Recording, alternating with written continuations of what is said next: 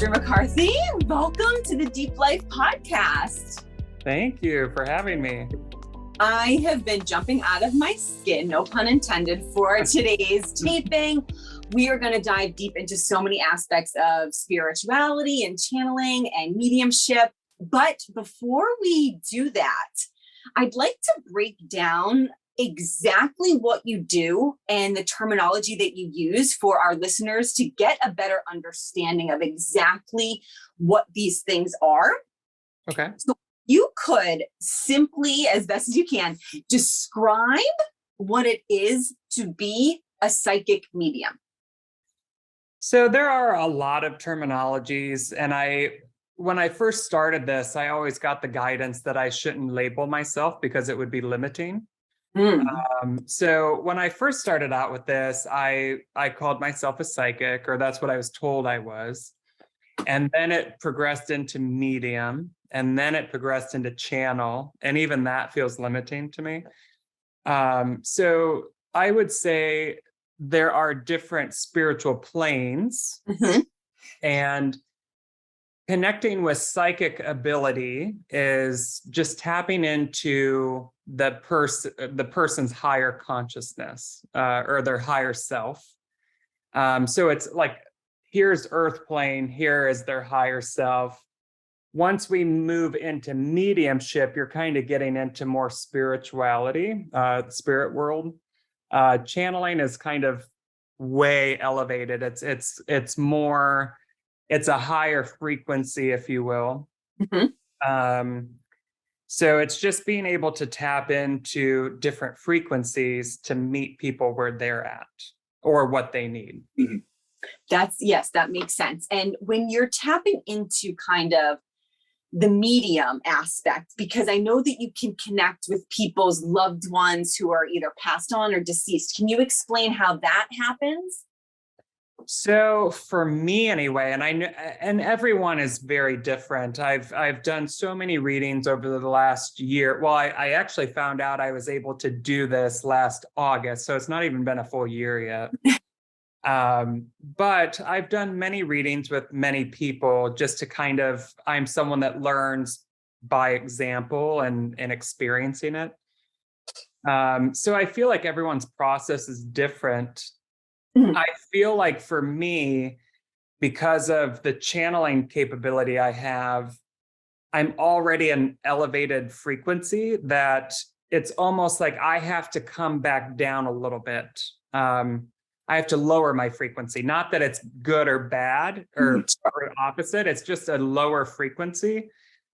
But when I say lower, it doesn't mean bad. It's like the dial on a radio, like 94.5 could be country, but you want to hear pop. Like they're not good or bad. It's just like you have to change the dial. So I like to clear that up, because I think a lot of spiritual people look at channeling as like the ultimate or high at the totem pole, where it's just a different frequency. It's not good or bad or better or best, whatever. But for me, it's almost like I just have to tune down the frequency a little bit. And like if I try to connect with someone, it's a different experience to where, like, I went on a date the other day, and he was saying that his mom died, and she instantly came to me at dinner. And so that was different. So from what it's been explained to me, as I'm a constant channel, it's always on. So now that I've kind of embraced that this is who I am and what I do, I just leave it on. Like when I first started this, I'd almost imagine this light switch where I'd click on and off. And like before going to bed, I would shut it off because I would just be in a constant state of receiving while sleeping. Wow. Or trying to sleep. And now I've kind of adjusted to where I'm open to whatever comes in. And yeah. Did that answer your question?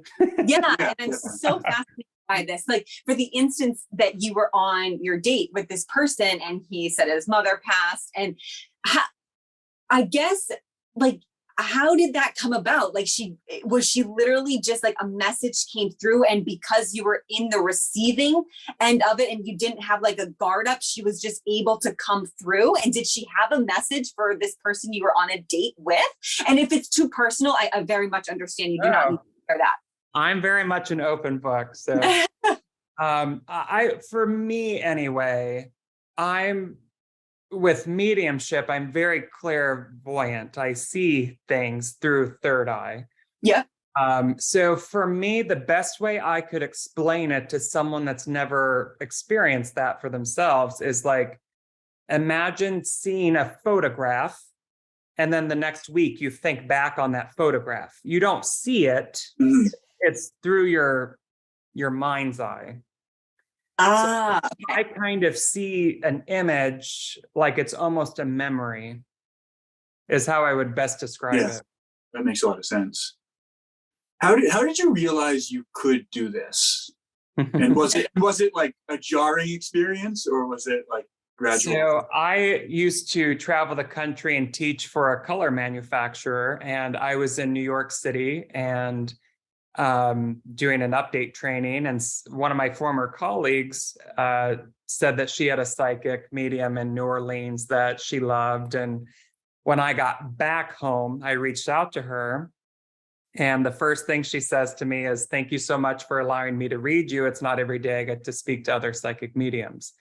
So that's what initiated it. But as soon as she said it, a lot of things in my life had made sense. Okay.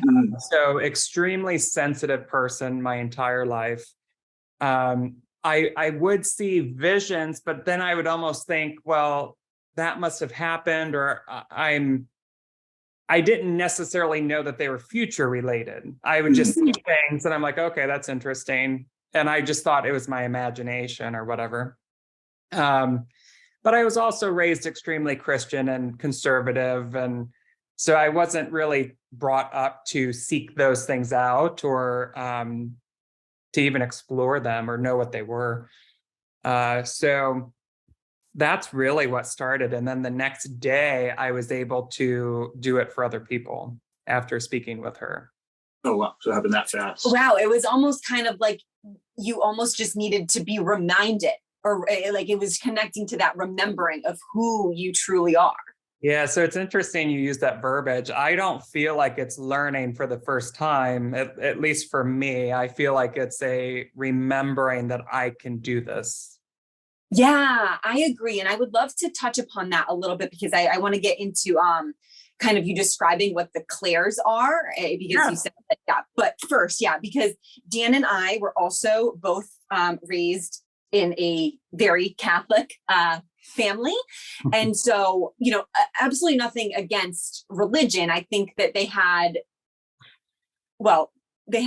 intentions, but, we weren't ever, kind of given the idea that we have these gifts or abilities, whatever you'd like to call them.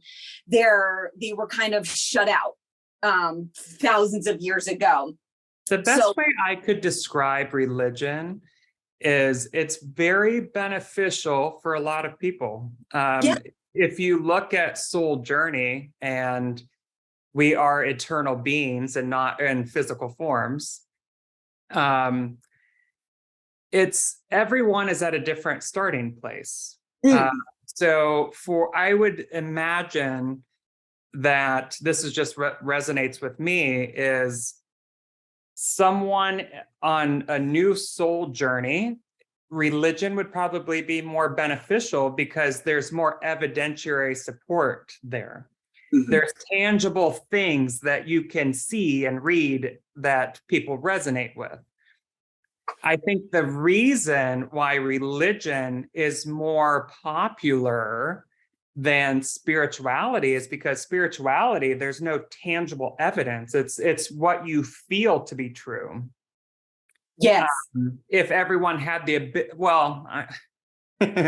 my guides like to correct me before I even speak. So I was going to say that if people could see what I see, then I was reminded everyone has the capability of doing that. Yeah.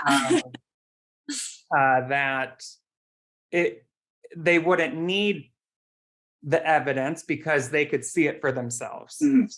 Absolutely, yes. And I feel like you hit it right, the nail on the head with that last sentence. That's what I was getting at. Not to say you're not special. We are all unique and special in our own ways, but we do have these abilities, these inherent gifts that were given to us. We're just kind of unaware on how to use them. Absolutely, for sure. Yeah, that's great. All right. If you could, can we break down exactly what it means to be like clairaudient, clairsentient, claircognizant, and what the difference are between them? So there are actually many more than just our senses that you can Google. Yeah. I can just speak to the ones that I know that I am. I know a lot of people will say, oh, I'm clairvoyant. I receive information in a lot of different ways. So clairvoyance, I've already spoken about it, usually comes through your third eye or your mind's eye, some people call it. So that's just clear seeing. Clair just means clear. Yep. Clairaudient is clear hearing. Sometimes I will hear. Sometimes I just like to say I heard instead of like, I don't know how else to explain it because it's not really like an image. It will come, but I also don't hear a voice. It's more like which leads me into the next one, claircognizant, which is what I think I'm most of. It's just clear knowing. Mm-hmm. So things will enter me in kind of like a knowing kind of a way. I just know that to be true. Clairsentient? Clairsentience is clear feeling. Yeah.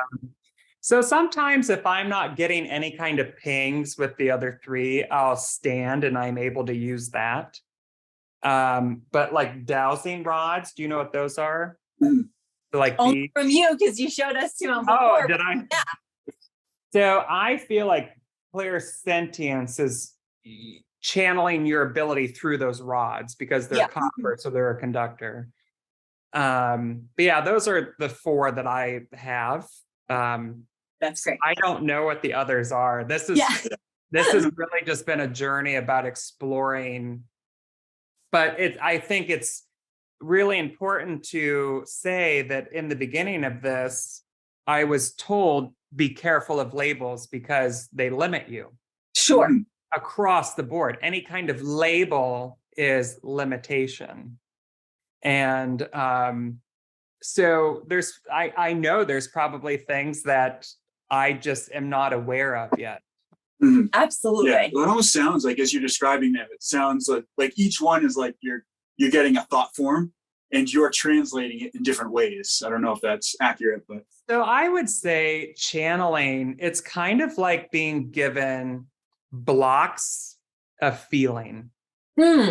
Because I feel like we are all eternal beings, non-physical beings in physical forms. Well, non-physical beings don't communicate like we do in physical form. So it's more of a presence or a feeling type language. And so what I feel I do with the channeling is receive those blocks of feeling, and then I interpret through my experience what that feels like to me. Yeah, that makes sense. That's the way I could describe that. Yeah. So would that be, I don't even know if you can answer this or not, but is that sort of like the skill element of what you do, where there's so many different channels, but maybe they're all getting similar information, but it comes across a little bit different where you can only use your language and your perception to share it? Sure. I don't really look at an individual's experience as an ability. That's just their experience. So the reason why, like, this was one of my questions to one of my mentors recently was, if all spiritual practitioners are connecting to the same source, how is the information so different? Yeah. If you talk to me versus the next spiritual practitioner, they might not be aligned or say the same things or just have a different tone or even information that you're given. So it's all based on what you can relate to. because you don't know what you don't know. So it would be like me speaking in Japanese to you. I have no idea what that language is saying. So I could only go based on the feeling that I feel when spoken to. That makes sense. I think that that's really cool. I'd love for you to describe a little bit about how you do the readings, because, you know, maybe 5-6 years ago, when I really didn't truly understand what being a medium or psychic was, my preconceived notion was just like watching television or like going down the street and seeing like, oh, psychic, come in here. And like, you're sitting across from someone and they're like, okay, you're going to marry so-and-so, or, oh, the next job is just 3 months away, or your new home. Have you been diagnosed with an autoimmune disease and struggled to find ways to manage it naturally? Do you suffer from long-term digestive problems and have failed to find answers from mainstream or functional medicine? Are you experiencing long COVID or suspect you may have been adversely affected by products designed to treat or prevent this or other illnesses? The Immune Reset Program offers a proven track record with unparalleled results for those who suffer from chronic unresolved illnesses. This program is unlike any other, offering a comprehensive deep dive into every aspect of health, the immune system, the gut, and our mindset around healing. It comes with everything you'll need to quickly and permanently resolve challenging illnesses, including all lab work and custom compounded bioactive herbs and supplements in powdered form made just for you, without having to take dozens of pills, capsules, soft gels, or tinctures. Dr. Luke Tera, founder of the Evocentrix wellness programs, offers a free initial consultation to deeply explore your health issues and help you develop a plan to move forward and address your most pressing health concerns today. Our Deep Life listeners will receive an additional month of care, a $3,000 value, absolutely free, when you join our program using the Deep Life podcast link. Visit the link in our show notes to access this incredible offer, or go directly to evocentrix.com/deeplife. That is Evocentrix, EVOCentrix.com/deeplife. DEEPLIFE to find out more and book your free call today. Can you describe exactly, like, that's really not what you're doing, correct? No, it's not like a crystal ball. And it's not like you're watching a TV show and you're just given all this information. You really have to kind of go seek it. It's more of a interview process, if you will. So for me, I channel a collective source energy that likes to be called Theodore. Okay. It feels like a collective group of non-physical entities. I'll sometimes call them my spiritual team or whatever. Yeah. But that's how I do it. I have to get in a very relaxed state so I can remove my mind from the equation or my own desire. Like when I first started this process, I was so afraid of being wrong, which is an ego thing. Now, whatever I'm told or sense, I say it because I feel that if I receive information, it's in their highest good to know. Sure. Yes. So I think a lot of psychic mediums will try to filter that. Well, that's coming through their ego. They're filtering through their egos. So you don't know what's beneficial for people to know or not know. Like just a perfect example is when I first started doing this, I was like, I will never tell someone when they're going to pass or when someone will pass. And I have broken that rule like 3 times now in this almost year. One situation was her mother was in hospice, and I sensed it was very close, and it would just bring her comfort to know that it's soon because her mom was struggling. Sure. I don't see that as a negative. And I'm really cognizant of not filtering through my ego during a reading.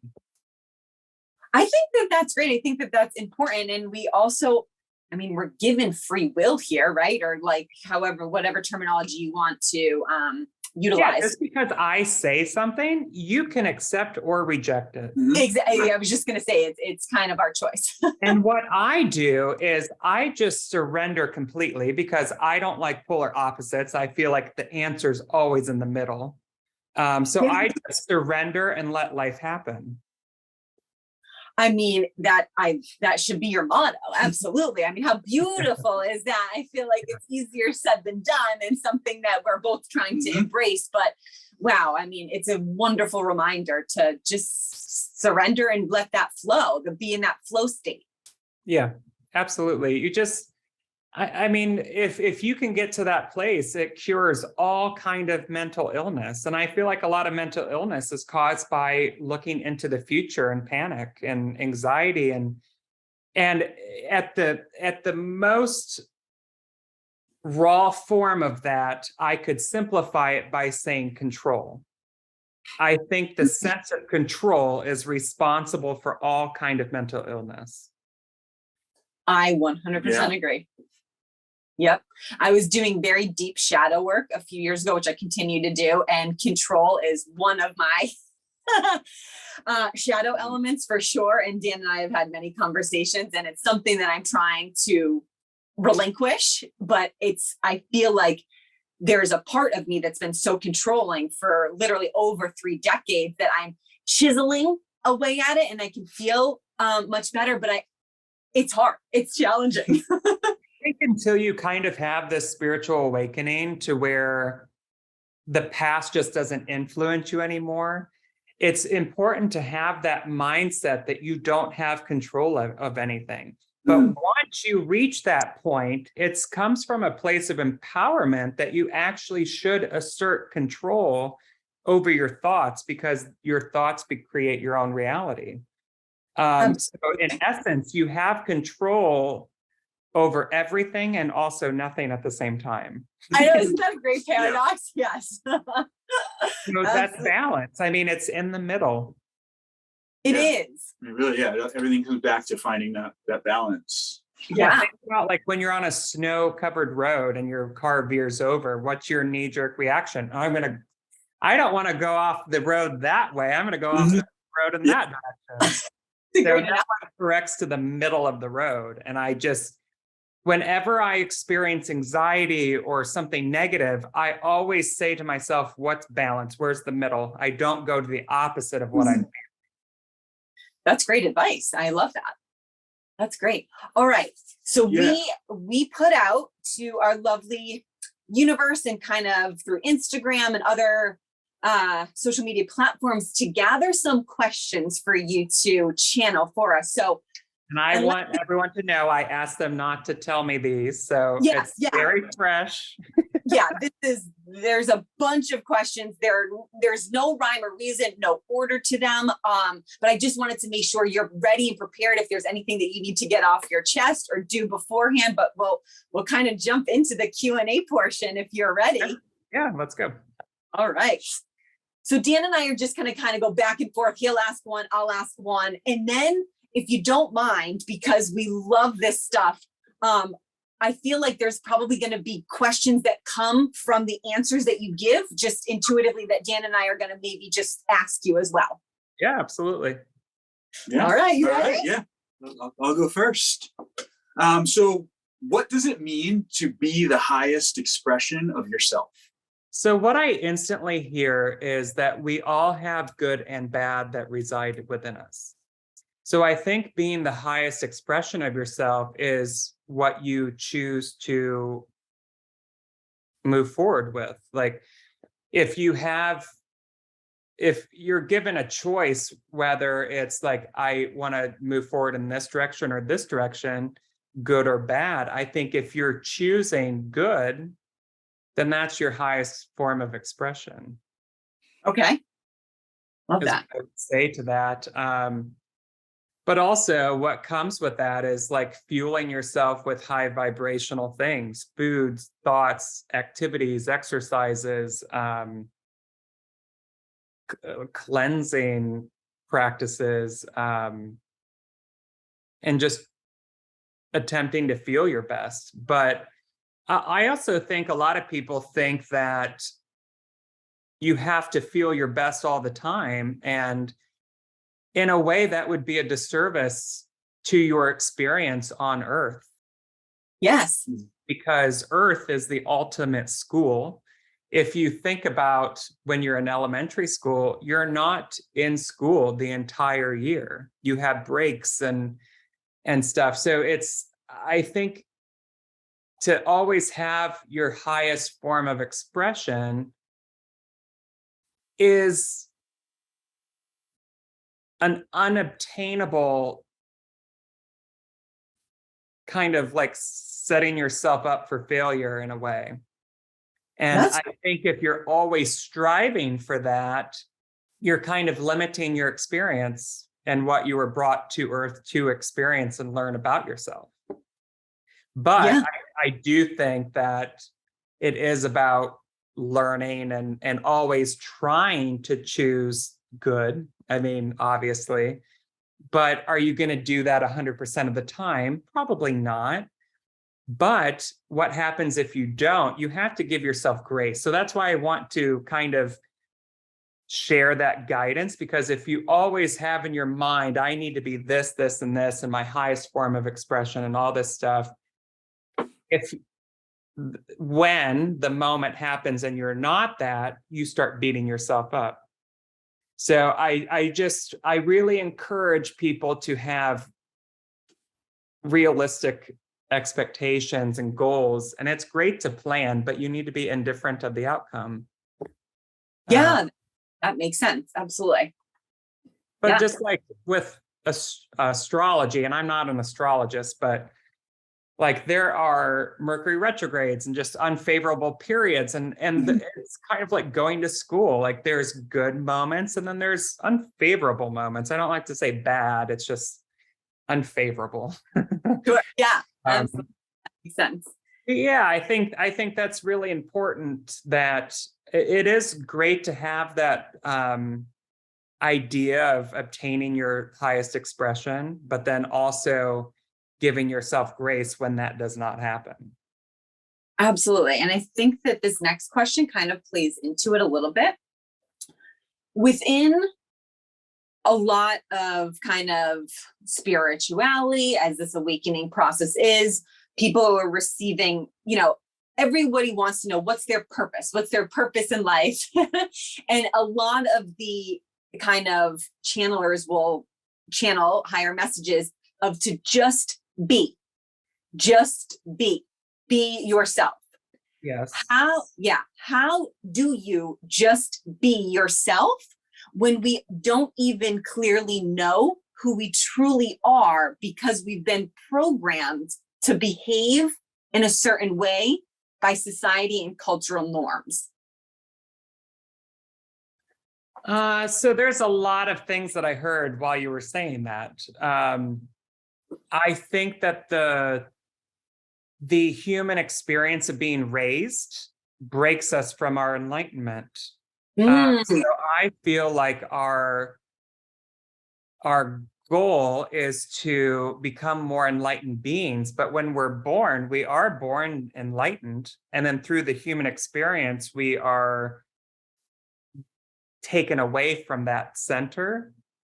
And I feel like once you're finished being raised and you're an adult, it becomes a journey of unlearning to get back to where you were. It doesn't feel like you're born this it doesn't feel like you're born at the starting point and you're just fresh. There are some, like there are new souls that are born every day. But for the majority, it does feel like you're born enlightened. And then it's through this unlearning process, you become enlightened again. Sure. That makes sense. I think that's interesting. What was the other part of the question? I think you kind of hit it. You basically said it by unlearning who we've been, because through society, it's the conditions and the programs that we put on ourselves. Oh, how do you be who you are was the question. Yes, yeah. It's almost like, how do you know who to be? Because society's told you who you should be. And a lot of times we are taught to not feel. I mean, it is such in rural Northwest Ohio, where I was raised, very conservative and religious, you're really taught not to feel things. And it's all based on superficial BS, like all this, what's my reputation and all that stuff. And it's just so unimportant. Yeah. So it becomes a process of getting out of your head into your heart is what I would say. You have to get in tune to how you feel. And I shared a meme on my Instagram, I think a month ago or so. I said the origin of everything is love. Yeah. So if you do not have a loving presence, you know that you have broken that connection with your higher self. Yes. So anytime you feel anything negative, it's an opportunity to learn a lesson and get connected to your higher self again. But how do you achieve that? In the beginning, I'll tell a lot of my clients to take feeling inventory, I call it. So like if you hear a new song or go to the supermarket or meet someone new or go to the mall, you label it a 1 through 10, 10 being the most euphoric feeling you've ever felt, 1 being the most negative feeling you've ever felt, and just label it a number instantly.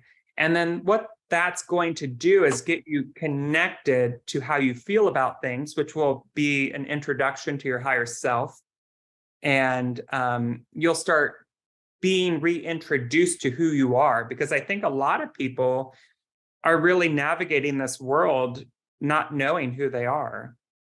Absolutely. I'm going to share something, if you don't mind, before we get into the next question, which actually we got a question about feeling. So it's going to play in perfectly. But when we first met and you kind of did like a mini reading for me, you advised me to take this feeling inventory. And it's already rocking my world and changed my life. I had no idea that I wasn't feeling, that I'm almost going through the day trying to check off like tasks on my to-do lists to be productive, to not feel. And even like, cause I like very much like enjoy washing dishes. I've said this on the podcast, which seems so weird, but I do kind of get into a meditative state when I'm washing dishes. But then I also realized I'm washing dishes / cleaning the kitchen. So I'm not sitting down with the actual like thoughts and feelings that I need to process. And I think I've cried probably every day in the past like 2 weeks since we initially met, but in the most beautiful way, because as opposed to me crying for like the entire day, I'll cry for maybe 10 or 15 minutes. And then it jolts me back into like a pure happiness that I needed, that release of tears to just bring me back into the present moment that I forget to be into most of the time. Parenting can be stressful and even overwhelming, especially if you have an overly sensitive child. What if there was a way to better understand, guide, and nurture your child's unique sensitivity and emotional intelligence to set them up for success on their developmental journey? Rooted Rhythm's signature course, Tuned In, offers a transformational process for parents of highly sensitive, super feeling, wise, and empathetic children. You know, Dan and I don't have children of our own, but we were both highly sensitive children growing up. And we know firsthand how difficult it can be to feel and process emotions in a productive and constructive way at such a young age. Recently, having gone through the Tuned In course, we both took away so much valuable information and practical tools we could utilize to reparent ourselves and to understand how to better use our sensitive nature to deepen our connection to ourselves as well as the world around us. The Tuned In course teaches parents concrete skills to meet their sensitive kids' needs in moments of intensity, increases their ability to connect deeply with their children, and supports a process of inner healing to shift how they relate to parenting. Each module offers unique grounding and embodiment meditations, lectures full of both evidence-based and practical content, and supplementary exercises to support in the implementation of new skills. Parents who have taken this course report walking away from the experience feeling relaxed in their being and confident to parent their children in a way that both feels most true to them as a parent, as well as most supportive for their children. If this resonates with you as a parent or simply for yourself, we are excited to offer our listeners $100 off of this transformational course. Click the link in our show notes, which goes directly to the Rooted Rhythm Tuned In course website, and enter the discount code DEEP Life, all one word, to receive $100 off of the Tuned In course. I feel like tears are fuel to get to your, like fuel for you to get to your journey to your higher place or your higher self. Yeah. It just feels like fuel, like you're burning this negative feeling and you're releasing it, which driving you closer to your higher self. Yeah. All right. Let's just jump into this question. So It's almost perfect. Yeah. So one of the questions we received, and you kind of just touched on it, but they want to know, like, why this can't be an intellectual process, why just knowing the information is enough. And you hear the term, like, you got to feel it to heal it. Like, why is it so important that we feel our emotions? Anything with spirituality, there's a certain kind of ineffability to it. We're not meant to understand everything. There would be no point to that. Say the question again. It's like, why is it important that we feel it to heal it? Oh, yeah, okay. I'm being told a lot. That's great. So what they're saying, it's important to kind of remove this out of your head that you have to live your life solely on how you feel. This whole experience, we've been talking about balance. There is a balance to using your head and your heart. Okay. I feel like how I would word this is our heart is meant to guide us on our journey, and our head is supposed to aid in that guidance. Okay.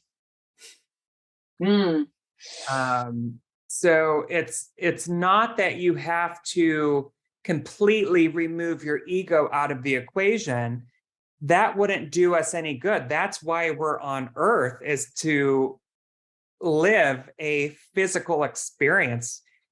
In non-physical, I have to shut my eyes for this. In non-physical life or experience, there isn't a lot of tangible feeling. So that's why we come to Earth, because we can feel things more intensely. We know when something's hot or cold. We know when something feels good or bad. In spiritual world, I feel like everything is good. So when connecting to spirit, at least through channels, and this drives me up a wall when channels will start saying stuff negative and start saying that they're channeling this message. Nothing from spirit world is negative, ever. It's a good decipher how you know what's real. Yeah. Like I'll hear, I'm trying to give an example, like, don't go that direction isn't negative, that's guidance. We're saying, like, you're not a good person because of this, that's not guidance. That is negative emotion that they're siphoning through their ego. Sure. So I think that's really important. It's anything from spirit is always positive. Got it. Mediumship's a little bit different because you're connecting to who that person was on an earth plane. So I've done readings for people, and there have been negative things that have come forward. Like my certain family member wanted me to do a reading for their mom and did not like what was said. And so we haven't spoken since. And so it's just, every situation's unique. And I think this is so important that I encourage people to remove knowings from their mind. Like, stop having this thought or idea that you need to know everything. You will never know everything. And blanket statements are so bad. And just everything is so unique. And it's just so important to respect that in a way. Yeah, it's kind of like you were saying that, your spirit team and guides were saying, almost advising you not to put labels because that's fitting you into a box. Kind of the same thing as knowing. If you absolutely know something, you're in a box and you're looking at a straight line as opposed to zooming out and seeing much broader perspective. Yes. Yeah. What I would say is, client just texted me and lost my train of thought. That's okay. No, that's right. I actually had a question that popped in as you were talking about it. So it's going to be kind of off. This is a question for me, because you're explaining that it's, we're here, very honored to be here on Earth, learning through this, soul school, Earth school, to kind of feel. You were gifted these 5 senses to feel, because within the spirit realm, we won't have bodies. It's, more of a light body. But why is it so important that we, in this third density, experiencing these feelings? Is it also helping the spirit world to, are they learning through us, through the feelings? I do feel like there is kind of a master, how would I describe this? I feel like there is a master kind of database where we input experience. But also on a singular level, I feel like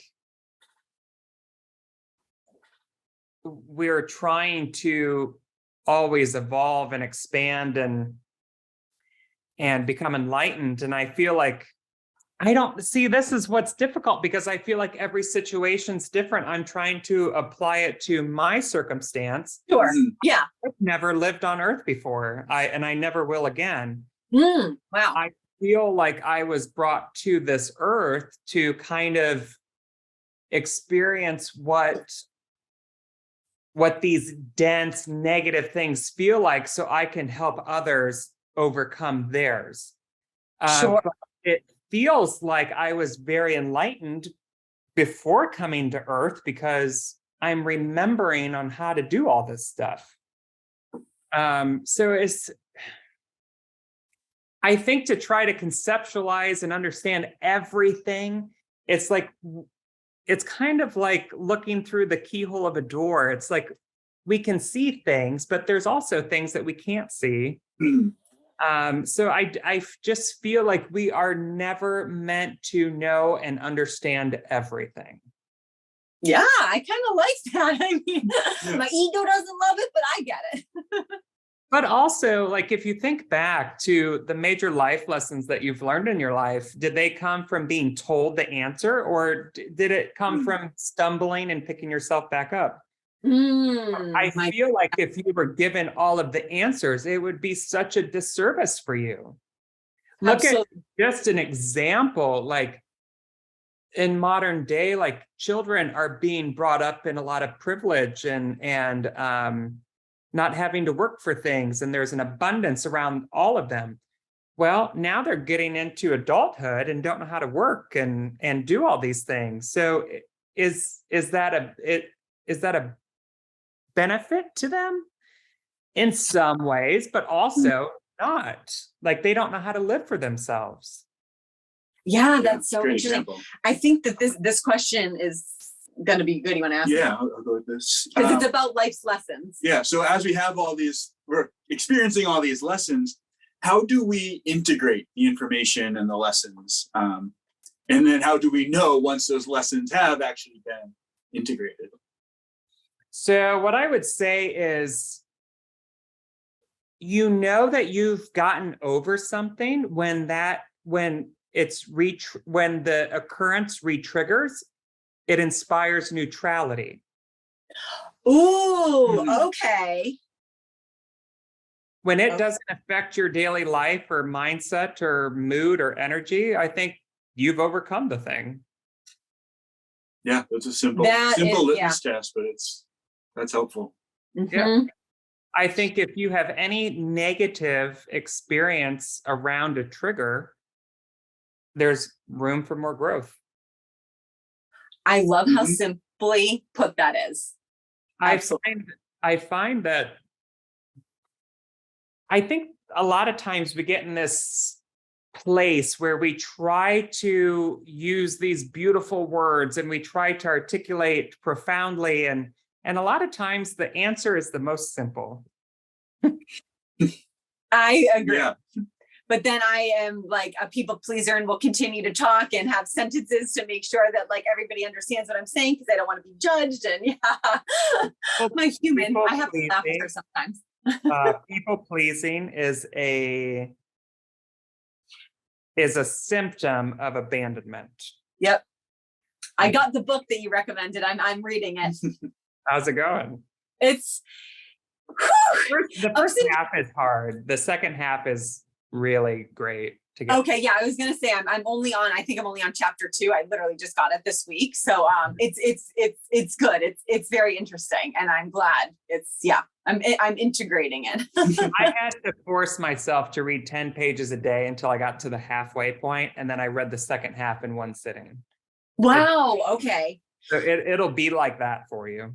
Okay, that's good to know. Great to know. Roller coaster, like that slow climb, and then just slides through. And then you just hold on. It's like, oh yes, that makes sense. I'm going to take that. Yeah. I love it. All right.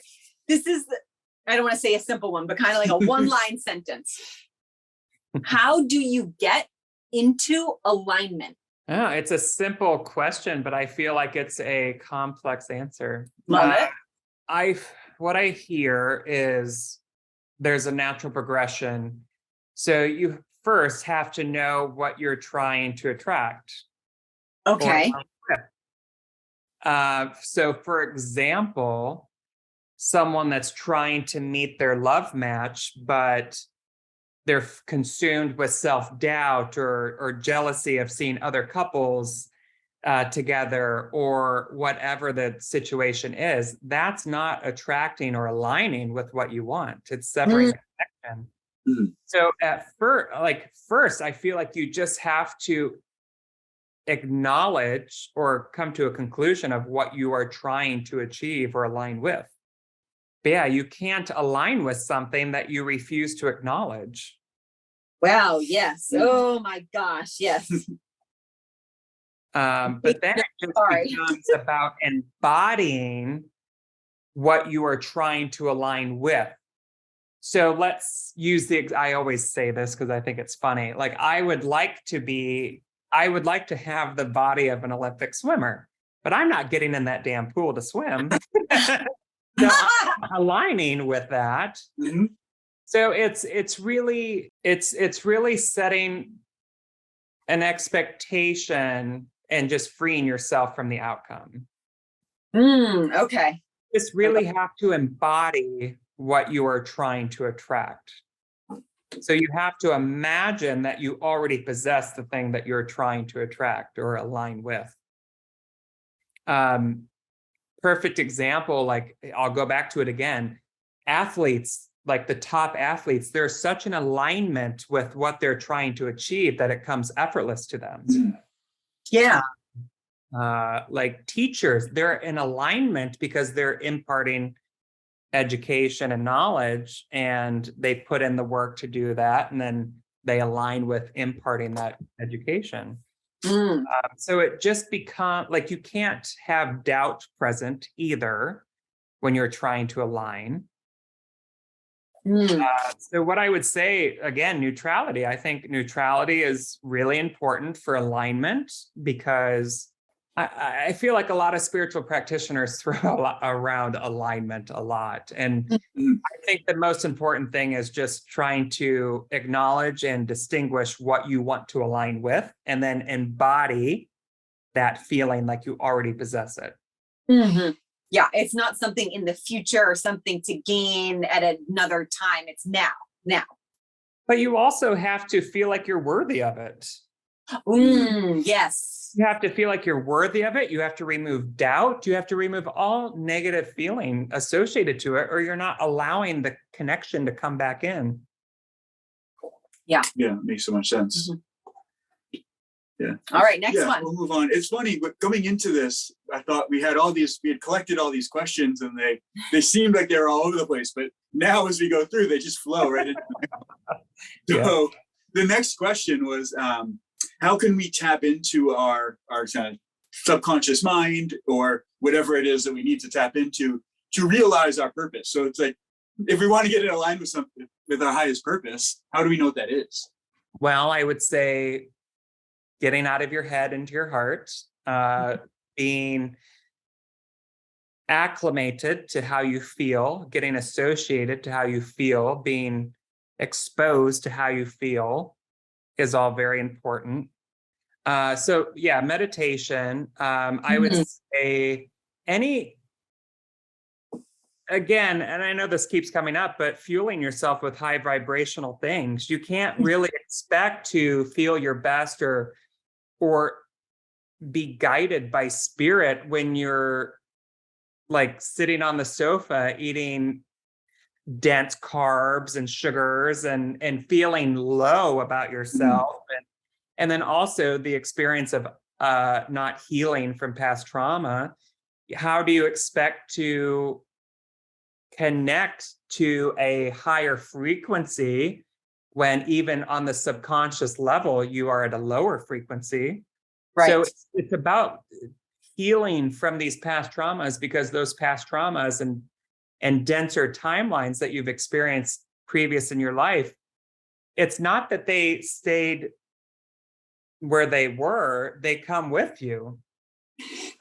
So it's about healing. It's about creating this neutral environment. So when you do feel something, you do feel the guidance or the push in a direction.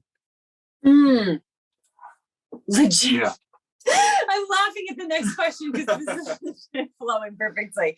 It's how can we discern between like the voice of our smaller egoic self and the intuition of our higher self?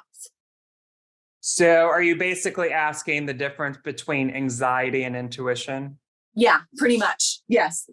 What I would say is intuition is always going to be a subtlety, or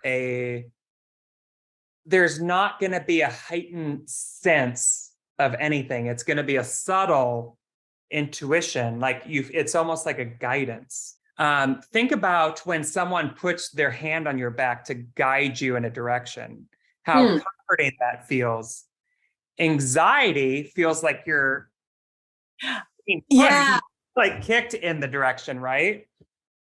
So there's a loving presence around intuition and a comforting presence around intuition, and just a subtlety. Like there's no presence of anything in a 3D sense.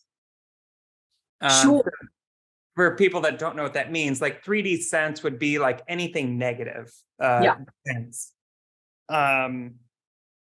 Anguish, sadness, anger, anxiety, all these are very dense realities. a lot of people that are experiencing that are living hell on earth. So hell is very much a real place because it's a frequency. Mm-hmm. Wait, so you're not telling me that hell's below us with the devil down there? No, I know. I'm trying to be quirky here, but yes, within our spiritual journey and awakening, we have come to realize that that is not a place to go to. It's like we create hell just as like we can create heaven on earth here through our thoughts and the vibration and the magnetism of our energy and amplifying and exactly like you're saying, becoming like the receiver.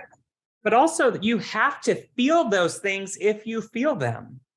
True. That's yeah. how you get over them.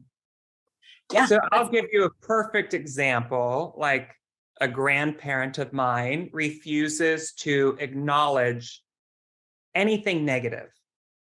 You would think that would be a very healthy environment. It is not, because there have been major things that have happened that she refuses to acknowledge. So by her incapability of acknowledging wrongdoing, it's not fixing the problem. So you have to really feel things to get over them. And I really encourage people to not bypass steps. You'll always be retaught the lesson in a different way if you deflect and try to move on from the lesson. Like relationships are so a perfect example of this. Like when you're in a unhealthy relationship and you move on to the next relationship in a short amount of time, you're not learning anything. You will re-meet that lesson in a different form. Yes. That kind of ties. I want to ask this one. That's kind of along these lines. It's a question about synchronicity. Okay. Yeah. It's simply that. Like how can we understand synchronicities and kind of move forward on a path? Like it seems like they're clearly showing us something. If they are, how do we follow them and kind of align better with them? Elaborate on synchronicities. It just says synchronicities. Yeah, so I'm assuming what they mean is sort of like, I guess, signs, messages that coincidences, maybe things that reoccurring pop up in your life. So it's interesting because I see reoccurring numbers all the time now, like multiple times a day, and it's all different numbers except 6. So what's interesting is 3 6s everyone thinks is the devil. It's actually not. It's just you're being encouraged to change your thought process because you're living in a negative experience. So I don't see 6s a lot. I don't at all, actually. Yeah, we actually don't either. That's interesting. So I guess I see a lot of 1s. I see a lot of 4s. I see a lot of 7s, 5s, 8s. Yes. Most recently, I see a lot of 2s because I think that's tied to like connection or love, meeting someone, which I haven't done yet. But I feel like it's coming. Yeah. Okay.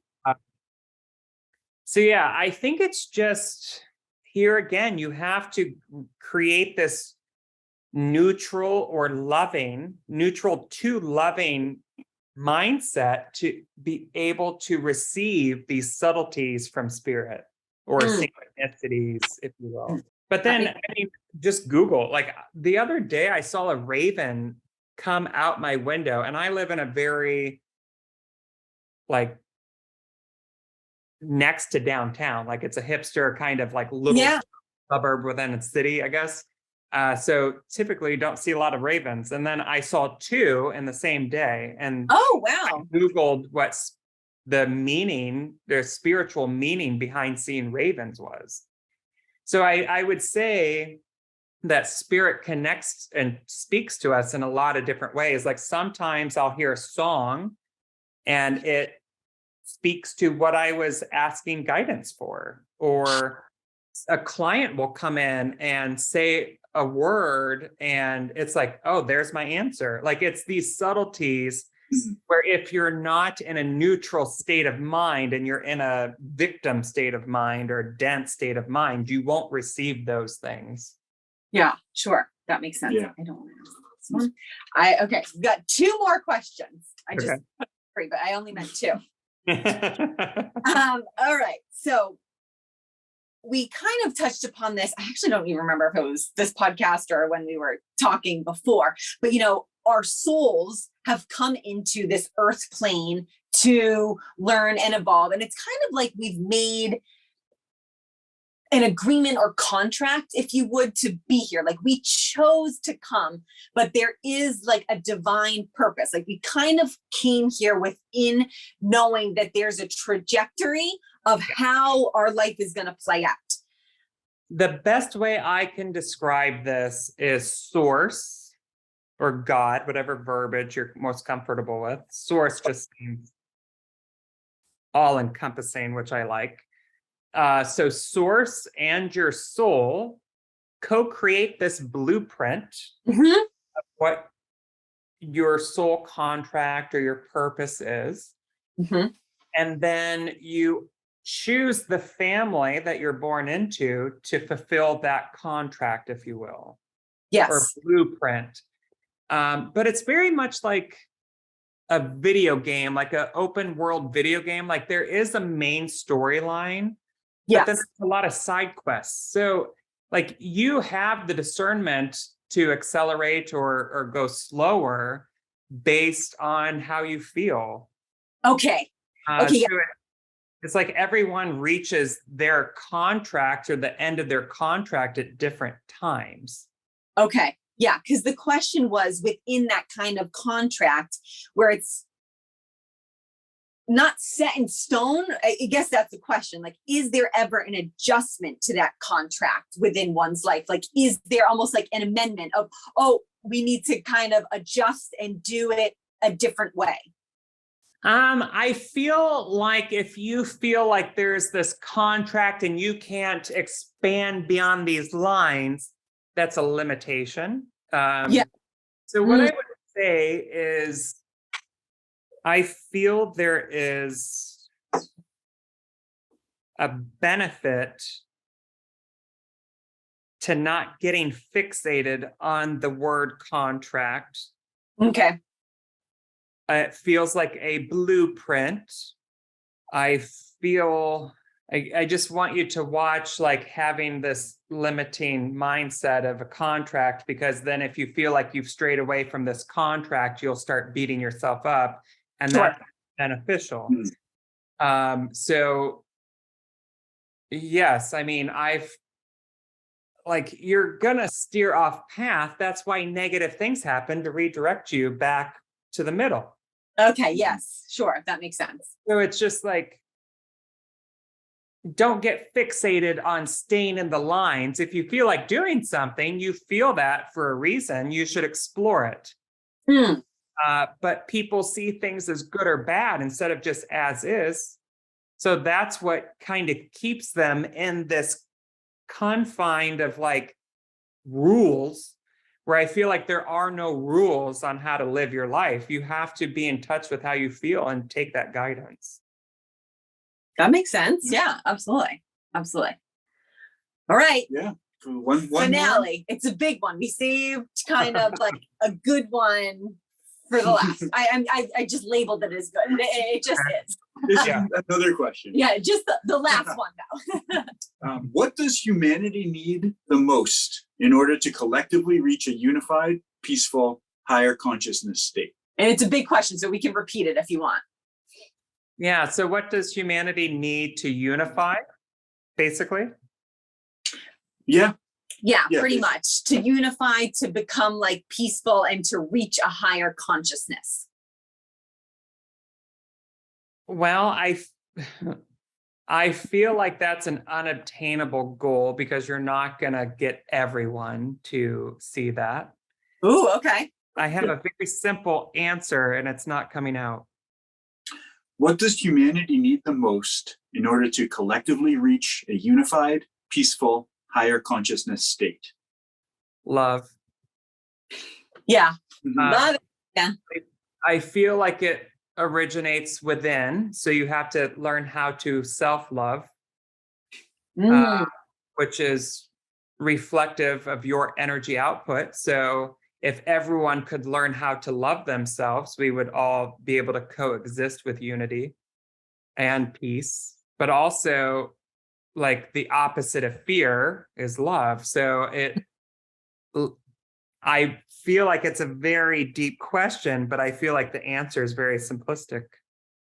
I am feeling that too. I feel like, yeah, it's so simple and profound, because that's the work that we have to individually do as so that we can impact the collective. It all starts with us, right? That's the biggest thing. You can't change anything outside of yourself if you're not changing your internal state, that internal awareness that you have. And I think that's beautiful, because love is the language of the universe. It's the origin of everything.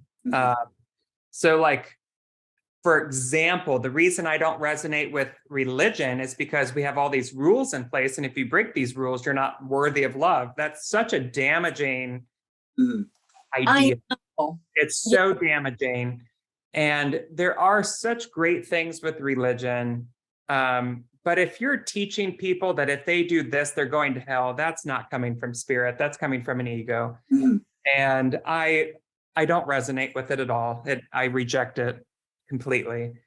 But yeah, I feel like the basis of everything is learning how to love yourself. And you do that by healing from past trauma. You start doing high vibrational things, feeding yourself with high vibrational fuel, food, thoughts, activities, all these things. People in general, like, so many people have such a dense negative energy, and people are absorbing that from them and not realizing that that's not their energy, that's theirs. So it's essentially, healing is so important. And I think it's how anything negative in the world could be healed or fixed. Absolutely. I think that this is such a wonderful way to kind of wrap up here, and just realize that it all starts with us individually, and then collectively we can move into that higher state. And yeah, I guess I shouldn't say this is wrapping up. Is there any strong messages, Andrew, that you're receiving that needs to be said before we kind of let you go here, that needs to come out? Well, what I would say is I do feel like there is going to be a shift in the near future. So I think this podcast and the work that you guys are doing is really beneficial, because I feel like there is going to be a shift where people are seeking out spiritual practitioners instead of churches and religions and therapists. And I think they're going to get connected more to their spirit, which is going to be really great. But people have to be shown contrast in order to inspire change. So when anything negative is happening, it's not negative, it's for your betterment, to show you contrast, to propel you in a different direction. Yeah, absolutely. And just like you said, kind of when we were talking about like the soul contract and not, being too focused on that lane, like if you veer off and it goes wrong and isn't going the way, you're going to be redirected. But that's also kind of happening collectively. There's a lot going on in the world, and it might seem really bad, but we're just kind of moving. We've got to move in the other direction to get where we are hoping to go in a more beneficial way for all of us to live harmoniously. Yeah, think of it kind of like the tides of the ocean. Like, there are times when the waves are massive and they're like life-altering experiences that physically move you to somewhere else. And then there's low currents that kind of just guide you to a place. So you're never doing anything wrong. You're doing it for a reason. But I would encourage people to have courage and just choose themselves and to heal from things, because that's how you get to a happier state of mind, or enlightenment, or anything good. anything in the 4 to 5D realities. Yeah, absolutely. That's wonderful. Andrew, we are inspired. We're so thankful to your spirit team, Theodore, for all of these wonderful answers, and yourself. Where can people find you? A website, your social media? What would be the best way for us to direct people if they wanted to get a reading from you or learn more about what you do? Yeah, so my website is McCarthyMedium.com. And then my Instagram is McCarthyMedium. Perfect. I almost said medical medium because I'm on such a, like, down the rabbit hole this last week. And I'm like, no, I'm not him. So yeah, McCarthyMedium.com or McCarthyMedium on Instagram. And yeah. Awesome. Well, that's great. Well, I also do want to encourage anyone who's either listening or watching, if you've got questions or more questions that arose from the answers that Andrew channeled, we can certainly do another podcast or even do something on social media where we answer these questions as they come in. So we talked about doing a live together. So yeah, I think that would be great. And yeah, absolutely. Well, again, thank you so much for joining us, Andrew. Thank you so much.